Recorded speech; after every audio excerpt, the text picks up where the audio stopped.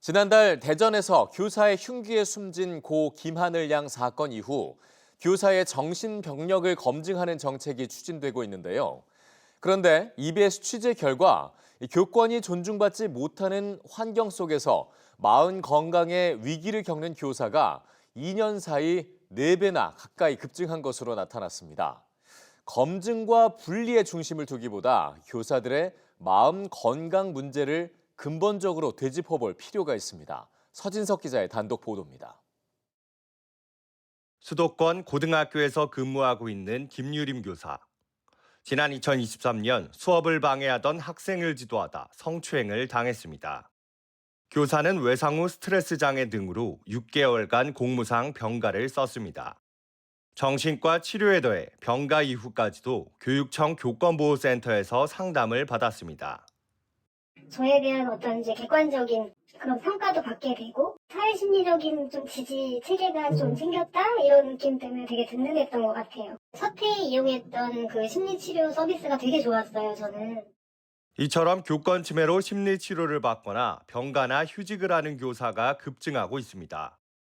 국회 교육위원회에 따르면 지난 2023년 전국 교육활동보호센터에서 교사가 받은 심리치료는 모두 7,500여 건으로 1년 사이 3배 넘게 급증했습니다. 지난해에는 6개월만 집계해도 4,000건에 육박해 사실상 2년 사이에 4배 가까이로 증가한 겁니다. 특히 심각한 교권 침해로 휴가를 받은 사례는 2023년 1,420건으로 직전해보다 2배 가까이로 늘었습니다. 공무상 병가도 36% 늘었고 공무상 휴직도 증가하는 추세입니다. 지난달 교사의 흉기에 초등학교 1학년 학생이 숨진 이후 정신질환을 가진 교사에 대한 부정적 인식이 확산하는 상황.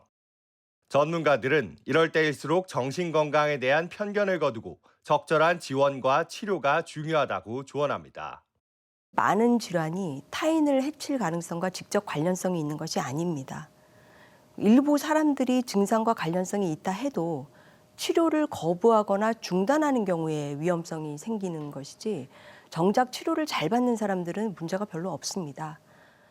하늘이 사건 직후 정치권에서는 처벌을 강화하거나 교사의 정신병력을 과도하게 검증하는 법안이 발의됐지만 아직 이렇다 할 진척이 없는 가운데 교사의 마음건강 문제에 대한 지원이 시급하다는 지적이 나옵니다.